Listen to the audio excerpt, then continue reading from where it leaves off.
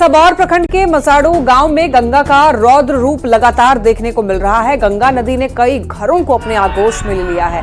कटाव की सूचना मिलने पर कांग्रेस विधायक अजीत शर्मा ने गांव पहुंचकर कटाव का जायजा लिया और जल संसाधन विभाग के एग्जीक्यूटिव इंजीनियर को फटकार लगाते हुए सरकार को अविलंब ध्यान देने की अपील की। ज्यादा जानकारी दे रहे हैं संवाददाता आशीष रंजन।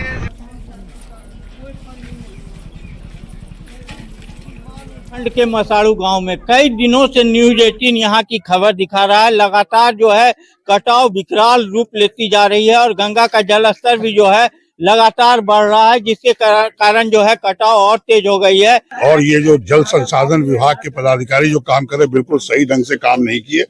ये कोई गंगा में पहली बार कटाव नहीं हो रहा है। पीरपैंती से लेके भागलपुर उस पार भी गोपालपुर नौगछिया बीरपुर देखिएगा कटाव हो रहा है। ये लोग जो काम करते हैं वो सही ढंग से नहीं करते, इसलिए गरीब भाई बहनों का जमीन कटता है, मकान ध्वस्त होकर पानी में चला जाता है। ये लोग गलत काम कर रहे हैं। मैंने माननीय मुख्यमंत्री जी को, जल संसाधन मंत्री जी को, प्रधान सचिव को मैंने कल पत्र लिखा है। इस पर कठोर कार्रवाई पदाधिकारी पे करिए जो काम सही ढंग से नहीं कर रहे हैं। हम लोग को 17-18 दिन से काम यहाँ पे कर रहे हैं और कटाव रुक भी गया था, लेकिन 2 दिन 3 दिन करके फिर अंडरमाइनिंग इतना हुआ कि अंडरमाइनिंग का कुछ। क्या लगता है आप इतना दिन से काम कर रहे हैं यहाँ पर, क्या लगता है जिस तरह से काम होना चाहिए काम हो पाया क्या? हम लोग तो कर रहे थे वैसा काम हो रहा था। नहीं, काम कहाँ हो रहा है? काम देखिए अभी यहाँ पर भी पूरा ही नहीं सामान कर पा रहा है। काम क्या करेगा? फिर एक टेलर बांस आता है तो 2 दिन के बाद फिर आता है। बांस घर सब समा गया गंगा में। कम से कम 50 घर खत्म हो गया होगा। इस साइड से देख लीजिए पूरा एकदम। आज 2-3 घर गिर गया। कोई काम नहीं हो रहा, काम सही से हो ही नहीं रहा। देख सकते हैं कि गांव वाले साफ तौर पर आरोप लगा रहे हैं कि जिस तरह से काम होना चाहिए उस तरह से काम नहीं हो रहा है। वहीं अधिकारी जो है हल्का फुल्का काम कर देते हैं और उसके बाद फिर चले जाते हैं, लेकिन वार्ड लेवल पर जो काम होना चाहिए था वो आज तक शुरू नहीं हो पाया है। और लगातार गंगा जो है अपने आगोश में घरों को समा रही है, जमीन समा रही है, लेकिन जो कार्य का बात कहा जाए तो वो कार्य यहाँ पर नहीं हो पा रहा है और लगातार ग्रामीण परेशान। उत्तराखंड में हो रही लगातार बारिश की वजह से गंगा और सरयू नदी उफान पर है, जिसकी वजह से छपरा के दियारा और तटीय इलाके के लोगों में बाढ़ को लेकर के काफी दहशत है। रिविलगंज सदर प्रखंड मुसेपुर पंचायत के कई गांव बाढ़ के पानी में डूब चुके हैं। कई गांव से मेन रोड का संपर्क भी टूट चुका है। निचले इलाके के लोग गांव में पानी भर जाने की वजह से अपने घर को छोड़कर ऊंचे स्थान पर जाने के लिए मजबूर हैं। ज्यादा जानकारी दे रहे हैं संवाददाता संतोष गुप्ता। पिछले 5 दिनों से सरयू का जलस्तर लगातार बढ़ रहा है और हालात इतने विकराल रूप धारण कर चुके हैं कि कई गांव जो है नदी में डूब गए हैं, लोगों का संपर्क कट गया। हम अभी खड़े हैं रिविलगंज के नाथ बाबा घाट पर। देखिए ये वो मंदिर है, ऐतिहासिक मंदिर है जो कि बिल्कुल सरयू नदी के तट पर बसा हुआ है और यहाँ पे जो बाढ़ का नज़ारा है वो दिखाना चाहेंगे कि आप देख सकते हैं कि चारों तरफ सिर्फ पानी ही पानी नजर आ रहा है। इसके ठीक उस पार सदर प्रखंड के कई गांव हैं जिसमें लोग काफ़ी परेशान हैं। हालांकि हम अभी दिखा रहे हैं जो नज़ारा वो नाथ बाबा घाट का है, जो कि श्रद्धालुओं के लिए बनाया गया था। ये घाट पूरी तरह से डूब चुका है। जो थोड़े बहुत अवशेष दिखाई दे रहे हैं नदी के बाहर, लोग अब यहाँ नहीं आ रहे हैं क्योंकि घाट अब खतरनाक हो चुका है। यहाँ पे आम दिनों में स्नान करने के लिए यहाँ बड़ी संख्या में लोग पहुँचते हैं, लेकिन पिछले 5 दिनों से जो तस्वीरें सामने आ रही है गंगा और सरयू की, वो कहीं ना कहीं डराने वाली है। लोगों का ये कहना है कि ऐसा नज़ारा पहले कभी देखने को नहीं मिला। इतने कम समय में इतना पानी जो बढ़ा है वो पिछले 3 साल में ये पहली बार ऐसा देखने को मिल रहा है कि पानी इतना तेजी से बढ़ रहा है। पिछले 3 साल पहले एक ऐसा ही बाढ़ का हल्का दृश्य नजर आया था लोगों को, लेकिन उस वक्त इतनी विकराल रूप धारण नहीं की थी। गंगा इतने तेजी से बढ़ा कि 4 दिन के अंदर पूरा इलाका जो है डूबता जा रहा है और ये पानी लगातार बढ़ रहा है। मैं बता दूं कि सदर प्रखंड के 1 दर्जन से अधिक गाँव जो है पानी में विलीन हो चुके हैं, जो कि पूरा दियारा में फंस चुके हैं। जो लोग हैं वहाँ से निकल रहे हैं धीरे धीरे।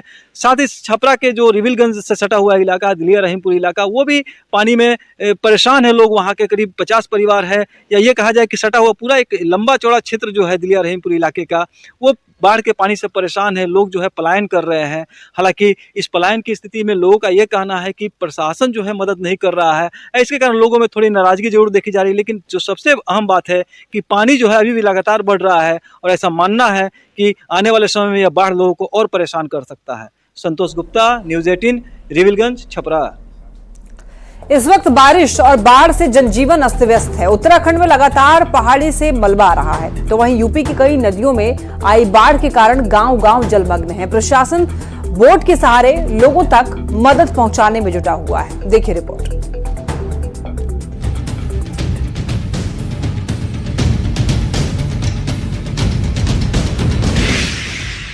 पहाड़ से मैदान तक बारिश और बाढ़ का कहर जारी है। पहाड़ों पर हो रहे लैंडस्लाइड से कई रास्ते बंद हैं। चमोली में मलबा आने से बद्रीनाथ हाईवे एक बार फिर से बंद हो गया है।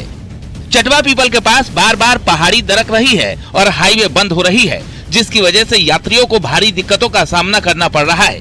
वहीं प्रशासन ने सड़क में फंसे यात्रियों के लिए होटल में ठहरने की व्यवस्था की है।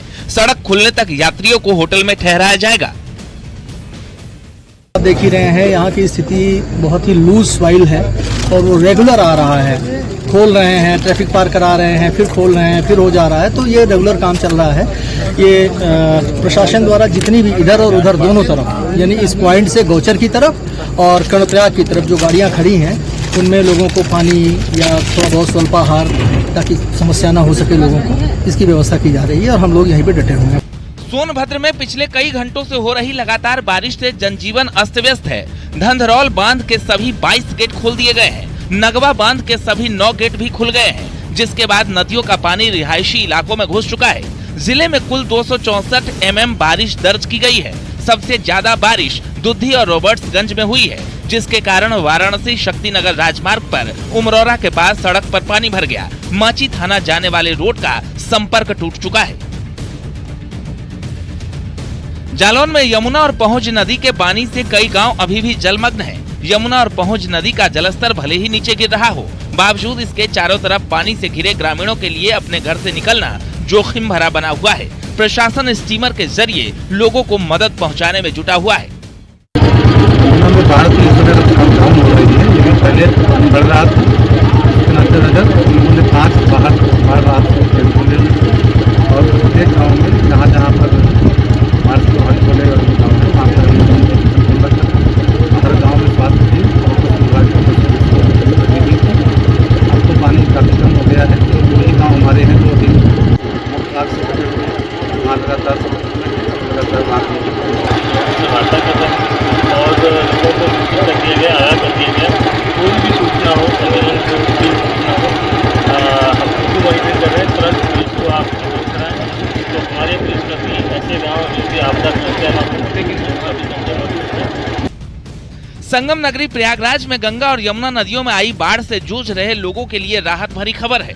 गंगा और यमुना नदियों का जलस्तर घटना शुरू हो गया है। हालांकि अभी भी दोनों नदियां उफन रही हैं। कई बस्तियों में बाढ़ का पानी भरा हुआ है। दारागंज से संगम की ओर जाने वाली सड़क पूरी तरह से जलमग्न है। 7 बाढ़ राहत शिविरों में तकरीबन 2000 लोग शरण लिए हुए हैं। हालांकि बीते 24 घंटे में गंगा नदी का फाफामऊ में जलस्तर 9 सेंटीमीटर और छतनाग में 40 सेंटीमीटर कम हुआ है, जबकि यमुना नदी का नैनी में जलस्तर बीते 24 घंटे में 10 सेंटीमीटर कम हुआ है। दोनों नदियां 1 सेंटीमीटर प्रति घंटे से कम की रफ्तार से घट रही है। और इस वक्त हम दारागंज इलाके में मौजूद हैं। नाग वासुकी मंदिर के ठीक सामने आप देख सकते हैं कि नाग वासुकी मंदिर किस तरह से पूरी तरह से डूब गया है और सामने का जो इलाका है सलोरी इलाका है। एक तरफ से आप देखें कि चारों तरफ यहाँ जल ही जल दिखाई दे रहा है, पानी ही पानी, यानी कि जल समुद्र दिखाई दे रहा है। और यहाँ पर तमाम जो मकान है उनकी 1 मंजिल तक डूब गई है। और जो आप देख सकते हैं कि यहाँ पर नाग वासुकी मंदिर है, नाग वासुकी मंदिर का जो गेट है वो पूरी तरह से डूब गया है। साफ तौर पर आप देख सकते हैं कि तमाम जो गंगा के किनारे घर हैं वो किस तरह से पानी में डूबे हैं। दर्जनों ऐसे मोहल्ले हैं, चाहे वो सलोरी है, अशोकनगर है, नेवादा है, राजापुर है, वहां पर पानी भर गया है।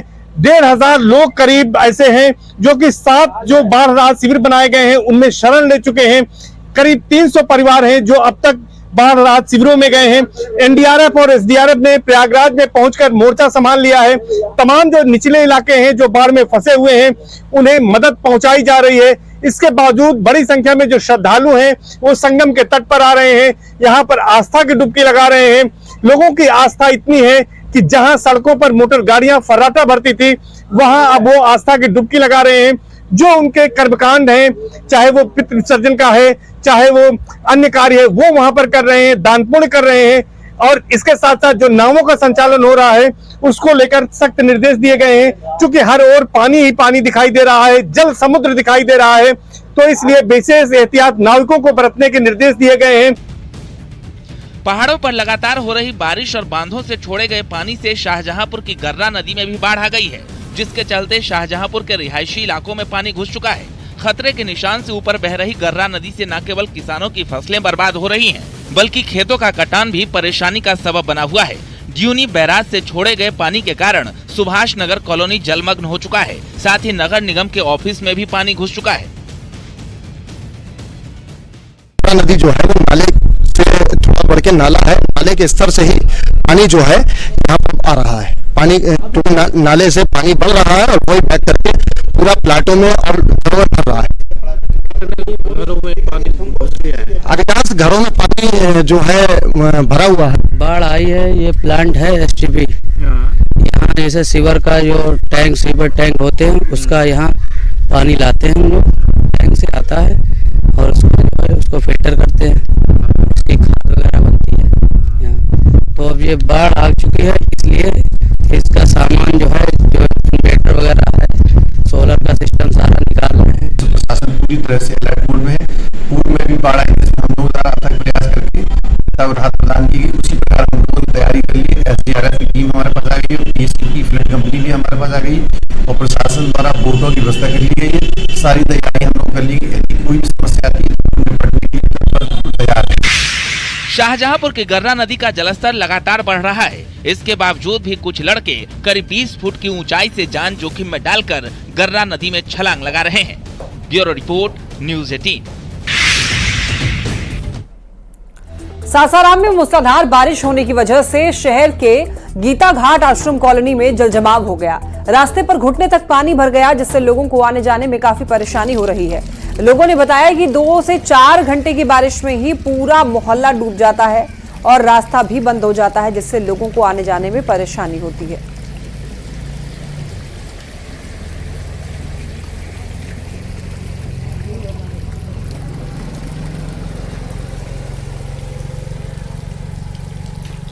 बेकार स्थिति है, हर जगह पानी ठूना पर लगा हुआ है और यहाँ कोई सुविधा नहीं है। यहाँ कब से पानी लग रही है? बहुत पहले से।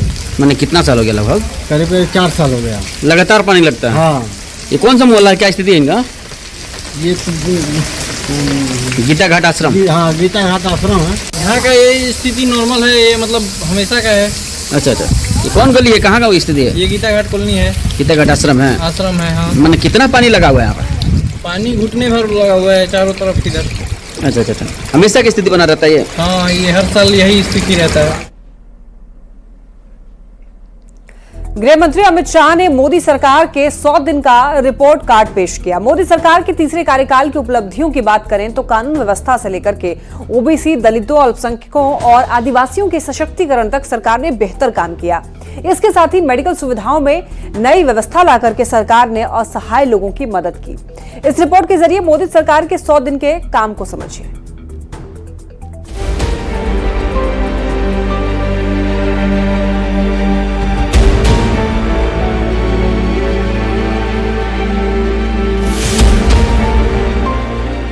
मोदी 3.0 में गुड गवर्नेंस और दमदार लॉ एंड ऑर्डर।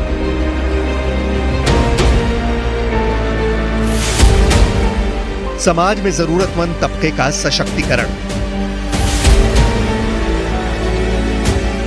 मोदी 3.0 में स्वास्थ्य सेवाओं में व्यापक सुधार। बीते 100 दिनों में मोदी सरकार ने देश की जनता के लिए कई अहम काम किए, फिर वो चाहे गुड गवर्नेंस हो या फिर लॉ एंड ऑर्डर। सरकार ने अपने तीसरे कार्यकाल के पहले 100 दिन में लॉ एंड ऑर्डर को और बेहतर बनाने के लिए जोर दिया है। आंकड़ों पर नजर डालिए तो इन 100 दिनों में लोक शिकायत निवारण के लिए CPGRAMS यानी centralised public grievance redress and monitoring system जैसे दिशा निर्देश जारी किए गए। पूर्वोदय योजना के तहत बिहार, उड़ीसा, झारखंड, पश्चिम बंगाल और आंध्र प्रदेश के सर्वांगीण विकास के लिए कई योजनाएं लाई गईं। यही नहीं, शहरी बाढ़ प्रबंधन और बाढ़ पीड़ितों के लिए 6,350 करोड़ रुपए की परियोजनाएं लाई गईं। लद्दाख में 5 नए जिले जांस्कर, द्रास, शाम, नुब्रा और चांगथांग बनाए गए। इसके साथ ही 25 जून को संविधान हत्या दिवस घोषित किया गया। पहले और दूसरे कार्यकाल की तरह तीसरे कार्यकाल में मोदी सरकार ने कई नए कीर्तिमान रचे, जिनमें ओबीसी, दलितों, अल्पसंख्यकों और आदिवासियों का सशक्तिकरण अहम रहा है। इस क्षेत्र में प्रधानमंत्री मोदी ने सामाजिक उत्थान एवं रोजगार आधार जन कल्याण पोर्टल को लॉन्च किया और उसका विस्तार किया। पीएम सूरज के तहत अनुसूचित जातियों, अन्य पिछड़ा वर्ग और सफाई कर्मचारियों के लिए सस्ते लोन की सुविधा दी गई। एकलव्य मॉडल आवासीय विद्यालय योजना के तहत 405 स्कूलों में 1,23,000 विद्यार्थियों का नामांकन हुआ। 40 नए विद्यालय और उनमें स्मार्ट कक्षाएं बनाई गईं। 110 विद्यालयों में जनजातीय विद्यार्थियों के लिए स्मार्ट कक्षाएं बनाई गईं। वक्फ संपत्तियों के प्रबंधन और संरक्षण के लिए वक्फ संशोधन विधेयक 2024 लाया गया। ऑनलाइन पंजीकरण और निगरानी के लिए डिजिटल प्लेटफॉर्म तैयार किया जाएगा। इससे विवादों में कमी आएगी। पीएम मोदी के तीसरे कार्यकाल में स्वास्थ्य सेवाओं पर खासा ध्यान दिया जा रहा है।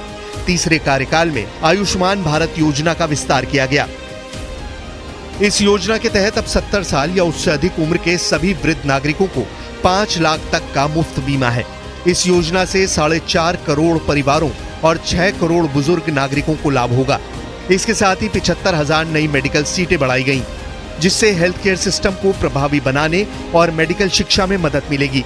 वहीं नियमित टीकाकरण को डिजिटल बनाने के लिए यू-विन पोर्टल शुरू किया गया और देश के डॉक्टरों की एक सेंट्रलाइज्ड रिपोजिटरी बनाने के लिए नेशनल मेडिकल कमीशन एक नेशनल मेडिकल रजिस्टर तैयार कर रहा है।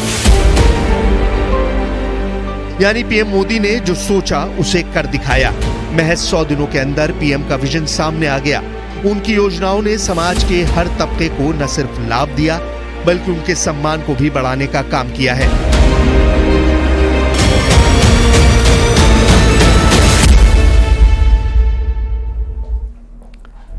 केंद्रीय एमएसएमई मंत्री जीतन राम मांझी ने पीएम मोदी के जन्मदिन पर उनको बधाई दी और 100 दिन के लक्ष्य को लेकर के पीएम की तारीफ की। उन्होंने कहा कि पिछले 100 दिनों में हमने 2 योजना का शिलान्यास बिहार में और 1 योजना का शिलान्यास झारखंड में कर दिया है। एमएसएमई में पंजीकरण 1 अप्रैल 2023 तक 1.06 करोड़ थी, आज 5.07 करोड़ हो गई है। विभाग के तहत आपको साथ ही साथ बताते चलें कि विभाग के तहत से महिला उद्यमी को प्रोत्साहन के लिए 90% की क्रेडिट गारंटी यानी कि बैंक गारंटी दी जा रही है। हम बिहार के हैं और अभी आते आते हम धन्यवाद देते हैं अपने सभी एमएसएमई के पदाधिकारियों को कि अभी जस्ट कितने दिन हुआ है, 90-100 दिन हुआ है। 100 दिन में 2 योजना तो बिहार के लिए और 1 योजना अभी देखा कि झारखंड में हम लोग शिलान्यास कर दिया है। बहुत नज़दीक में हम लोग गया और पूर्णिया में भी technology centre, extension centre, cluster, ये सब की बात करेंगे। और इसी के साथ बुलेटिन में इतना ही। तमाम खबरों के लिए आप देखते रहिए न्यूज़।